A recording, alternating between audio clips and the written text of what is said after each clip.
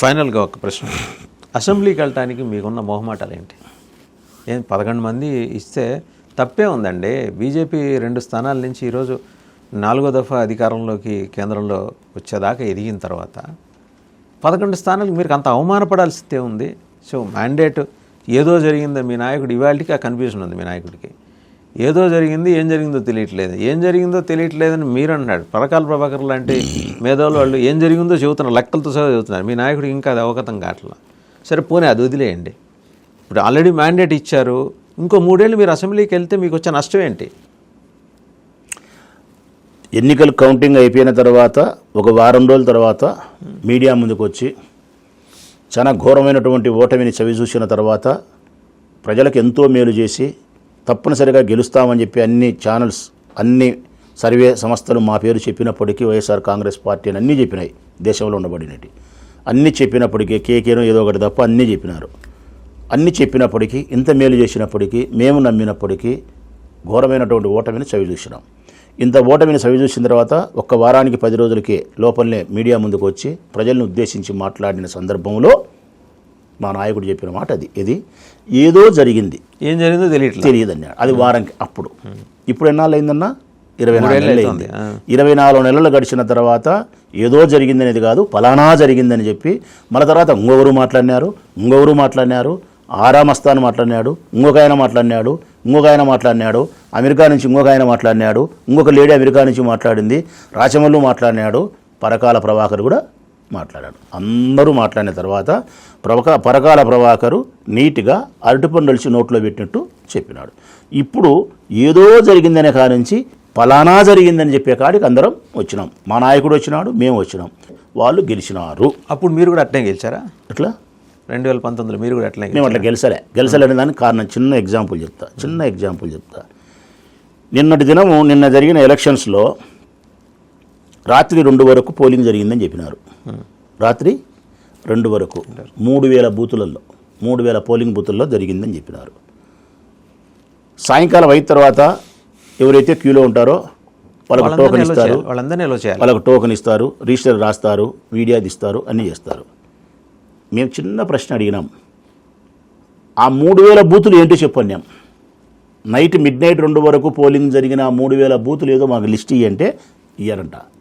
కనీసం 3000 బూతులలో ఒక్క బూతులో రాత్రి 2 గంటలకు ఓటింగ్ పాల్గొన్నారని చెప్పి ఒక్క ఎలక్ట్రానిక్ మీడియా కానీ ఒక్క పేపర్ కానీ ఫోటో తీసినది చూపి అంటున్నాం. లేవు. ఘోరాతి ఘోరం ఏంటంటే ప్రతి బూతులో ఒక 1000 ఓట్లు ఉంటాయి, 1000 కంటే ఎక్కువ ఓట్లు ఉండవు. సాయంకాలం వరకు 500 ఓట్లు జరిగినాయంట పోలింగ్. 5 తర్వాత నుంచి 11 వరకు 50-60 జరిగినాయి పోలింగ్ అంట. 11 నుంచి 2 వరకు 420 జరిగినాయంట.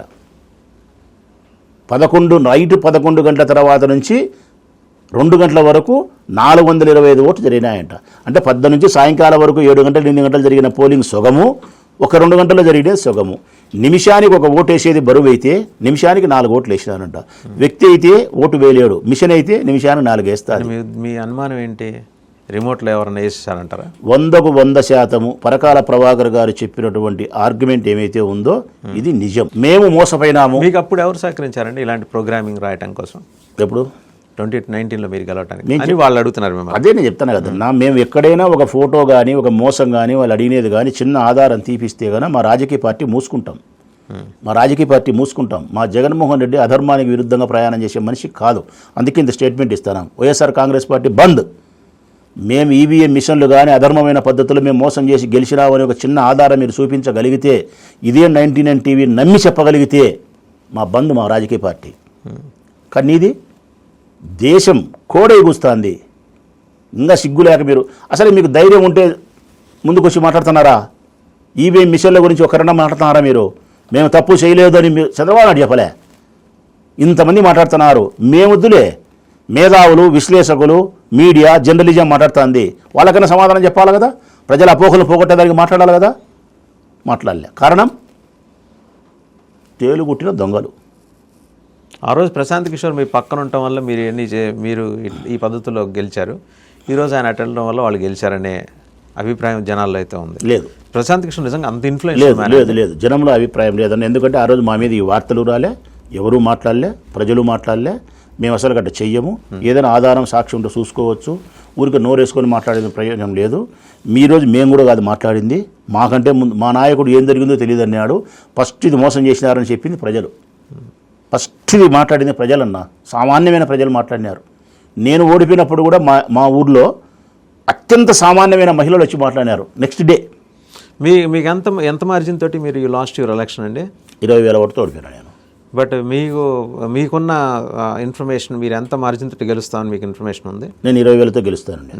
ఆ 20,000 డెర్త్ ఆ లోపం ఎక్కడొచ్చింది? ఇది మీరు నోటీస్ చేశారా? ఏ పోలింగ్ బూత్లో ఇలా జరిగిందనేది మీరు తర్వాత అనలైజ్ చేసుకొని ఉంటారు కదా. పోలింగ్ బూత్ బై బూత్ మీరు చేసుకొని ఉంటారు కదా. అర్థమైందా మీకు అదేమన్నా అక్కడేమన్నా? నేను మళ్ళీ ఒకసారి మీడియా ముందర కూడా మాట్లాడినా, నోటీస్ బోర్డు చూపించిన. సింపుల్ ఒకటి చెప్తా. మొత్తం నా ప్రొద్దుటూరు నియోజకవర్గం ఏర్పడినప్పటి నుంచి 1953లో ఏర్పడినప్పటి నుంచి ఇప్పటి వరకు జరిగిన అన్ని ఎలక్షన్లను మొత్తం డేటా తీసిన. అన్నీ తీస్తే జరిగిన ప్రతి ఎలక్షన్కు 5 సంవత్సరాలకు ఒకసారి జరిగే ప్రతి ఎలక్షన్కు 2 నుంచి 3,000 ఓట్లు తరణన పెరుగుతాయి, తరణన తరుగుతాయి పోలింగ్. అర్థమైంది కదా? 1,90,000 పోలైనా ఆయనకు ఇప్పుడు మళ్ళీ 5 ఏళ్ల తర్వాత 1,93,000, 1,92,000 లేదంటే 1,89,000, 87 2-3,000 ఓట్లు పెరగనన్న పెరుగుతాయి, తగ్గనన్న తగ్గుతాయి. ఇంతే అన్ని ఎలక్షన్లు. ఒక్క 2024 ఎలక్షన్ మాత్రం 25,000 ఓట్లు పెరిగినాయి. Simple logic. అసలు అబ్నార్మల్. ఏ కాన్స్టిట్యున్సీలు అయినా కానీ 5 సంవత్సరాలకు తర్వాత జరగబోయే ఎన్నికల్లో 25,000 ఓట్లు ఎక్కువ పోలు కావడం అనేది అది నువ్వు ఊహకందని. రేపు ఎస్ఐఆర్ స్పెషల్ ఇంటెన్సివ్ రివిజన్ ఇక్కడ తీసుకొచ్చారు అనుకోండి, మీరు వెల్కమ్ చేస్తారా దాన్ని? లేదన్న దాని మీద మేము ఇప్పటికే మా వాళ్ళు చెప్తున్నారు కదా, జాగ్రత్తగా ఉండండి. నిన్న కూడా మాకు పార్టీ మీటింగ్ పెట్టి చెప్పింది, చాలా జాగ్రత్తగా ఉండండి, బూత్ ఏజెంట్ జాగ్రత్తగా ఉండండి, బాగా గమనించుకోండి, మోసం జరుగుతుంది, పొరపాటు జరుగుతుంది, మన ఓట్లు తీసేస్తారు, ఇవన్నీ చేస్తారు వీళ్ళు, వెరీ కేర్ఫుల్. మోదీకి అత్యంత సన్నిహితులు కదా, మీకు అట్లాంటి ఇబ్బంది ఉండదేమో అని అంటున్నారు. మోడీ ఏ నక్షత్రంలో పుట్టాడో మొత్తం కనుక్కోవాలన్న అదృష్టం ఉంది మీరు చెప్పినట్టు. ఎందుకంటే ఈ రాష్ట్రంలో అన్ని సీట్లు ఆయనయే, అన్ని సీట్లు ఆయనయే. అంటే మీకు నా అనుమానం ఉందా, మీ ఓట్లు ఏమన్నా తీసేస్తారని అనుమానం ఉందా ఎస్ఐఆర్ కనుక వస్తే? జాగ్రత్తగా ఉండడం మంచిదన్నా. ఒకసారి మోసపోయినాము, పెద్దగా మోసపోయినాము, కోలుకోలేనంత దెబ్బతింది. అప్రమత్తంగా ఉండడానికి కావాల్సినంత మెకానిజం ఈరోజు మీ దగ్గర ఉందా? ఉందా? అంటే యాక్టివ్ మెకానిజం, ప్యాసివ్ కాదు. చెప్తే కదన్నా, చాలా యాక్టివ్గా ఉంటాం మేము, చాలా కళ్ళల్లో ఒత్తులు వేసుకొని ఉంటాం, చాలా జాగ్రత్తగా ఉంటాం. సరే, అసెంబ్లీకి ఎప్పటి నుంచి వెళ్తారు అది చెప్పండి ఫైనల్గా. అసెంబ్లీకి ఎప్పుడు పోతారనే దానికంటే మీరు కూడా నాకు సమాధానం చెప్పాలా. రేపు 28వ తారీఖు అసెంబ్లీ సమావేశం జరుగుతుంది, బహుశా రేపు 28 జరుగుతుంది. అమరావతిపై మరొకసారి తీర్మానం అంట. ఎందుకంటే అక్కడ పార్లమెంట్లో నిన్న క్యాబినెట్ ఓకే చేసిందిగా గవర్నమెంట్ ఆఫ్ ఇండియాకి రాయటం కోసం, అమరావతి కోసం మళ్ళీ రేపు అసెంబ్లీ పెడుతున్నారు. మీరు ఎప్పుడన్నా విన్నారన్నా అసెంబ్లీలో తీర్మానం చేసిన తర్వాత శాసన మండలి జరపరా? చెప్పాలి, మండలి కూడా జరపాలి కదా, అది రూల్ కదా, రూలే కదా. అసెంబ్లీ ఎప్పుడు జరిగినా శాసన మండలి జరగాల. అసెంబ్లీలో ఒక బిల్లు పెట్టి చట్టం చేసిన తర్వాత అది ఆడికి పోవాలన్నా మండలికి వెళ్ళాలి. మండలికి వెళ్ళిన తర్వాత ఆడికి రావాలన్నా ఆడ ఆమోదమై గవర్నర్ పోవాలి. గవర్నర్ పోయిన తర్వాతనే చట్టం అవుతుంది, అంతేనా? గవర్నర్ 3 సార్లు రిజెక్ట్ చేస్తే అసెంబ్లీ పవర్ ఉంటుంది, పాస్ ఇట్, పవర్ ఉంటుంది. మరి పెద్దల సభ పట్టలేదు రేపు మీరు, ఏమది అంటే అసెంబ్లీలో మీకు బలం, మందబలం ఉంది కాబట్టి మీ ఇష్టానుసారం పెట్టుకొని మాట్లాడుకున్నాము. ఆడ శాసన మండలిలో మీకు బలం లేదు కాబట్టి ఆడ మీకు వ్యతిరేకత ఎదురవుతుంది, తప్పులు కనపస్తాయి, మీరు చేసిన గతంలో పొరపాటు ప్రశ్నిస్తారు కాబట్టి ఇంత డెమోక్రసీకి విరుద్ధంగా, రాజ్యాంగానికి విరుద్ధంగా పెద్దల యొక్క సభను జరపకుండా ఉండే మీ మనస్తత్వానికి మేము 11 మంది పోలేదంటే ఏమర్థం ఉందన్నా?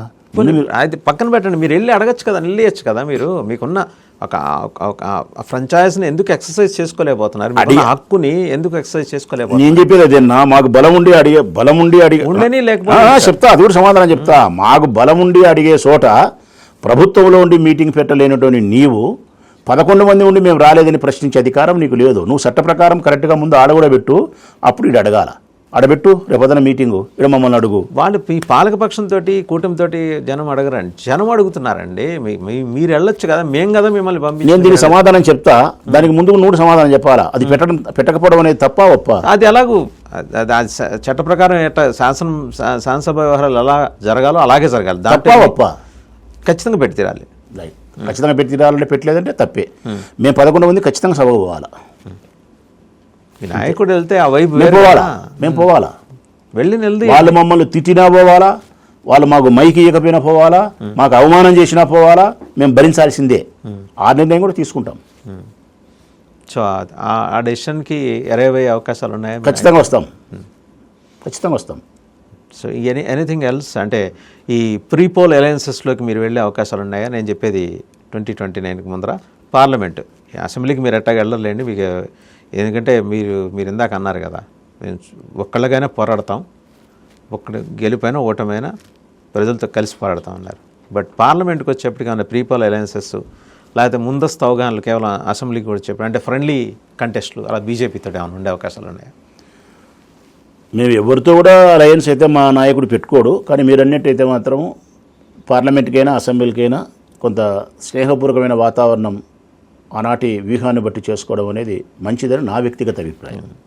అది బీజేపీ కావచ్చు, ఏదైనా కావచ్చు, మనకు అనుకూలం జరిగేదానికి, మనకు మేలు జరిగేదానికి ఫ్రెండ్లీ వ్యవహారం జరుపుకుంటేనే మంచిదనేది నా అభిప్రాయం. ఎందుకంటే